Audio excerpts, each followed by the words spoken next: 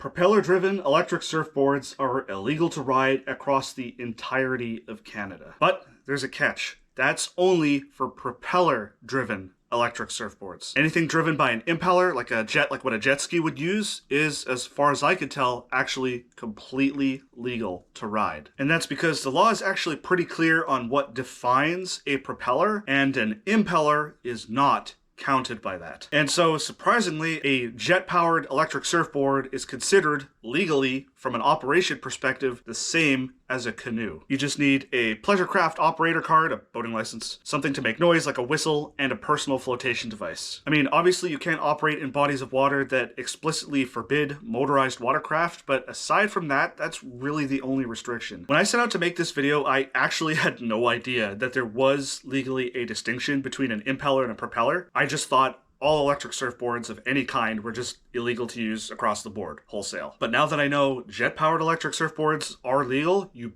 bet your ass I want one. And even when it comes to ones that are banned, those probably aren't going to be banned for too much longer. Back in 2022, Transport Canada started taking comments for what the public would want to see if they were made legal, like safety requirements, stuff like that. The comment period closed and public sentiment actually seemed to be really positive about the idea. So hopefully we'll see some amendments to the law soon to allow for any kind of electric surfboard, period, to be used. And even just having electric surfboards be legal in any capacity right now actually makes me very happy. When it comes to like watercraft adventures, I thought I was limited to something the size of my electric raft, which isn't really portable once you get it out of the water and if you have to do portages. But an electric jetboard is much closer to the size of an electric skateboard. In fact, it's basically the watercraft version of one. And that portability makes it much more interesting for backpacking style trips on the water. Ontario, and for that matter all of Canada, has some of the most freshwater lakes in the entire world. It's the densest collection of them, and electric surfboards seem like a really interesting way and portable way to get out and go exploring. So picture this: you pack a watertight bag full of some camping gear, rock down the shoreline to a waterfront campground, and spend the night with a roaring campfire while the electric surfboard charges so you can continue on the next day. That's essentially what I define as surfpacking, backpacking on an electric surfboard. I really want to explore this concept. In fact, lately I've just been overall craving getting out and exploring on the water and checking out some sandy beaches. After all, my entire goal is to take